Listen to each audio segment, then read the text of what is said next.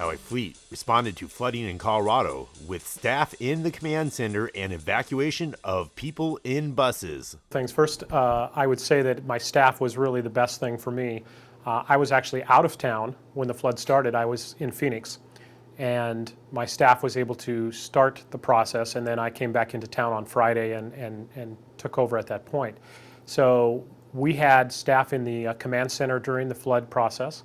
We were making sure that all the vehicles were operational and that people had all the equipment they needed to manage the flood. The biggest challenge was probably the police department, keeping people safe.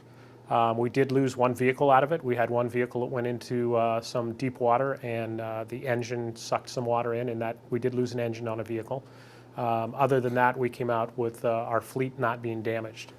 We had the university has property that is along Boulder Creek, which was one of the biggest flooded areas, and so that property is family housing.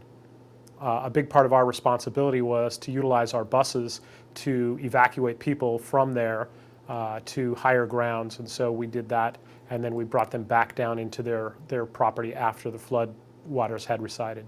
Well, Loveland is a town that's just north of Boulder, and that was probably where the biggest flood came through.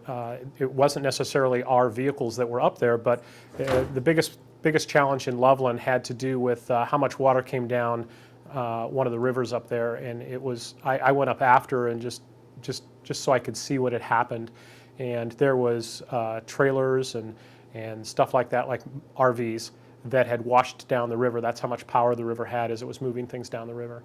The silt that had moved down, the dirt silt that had moved down, was approximately 2 feet deep in areas that it had moved. So it was just a tremendous amount of force that moved things through the valley.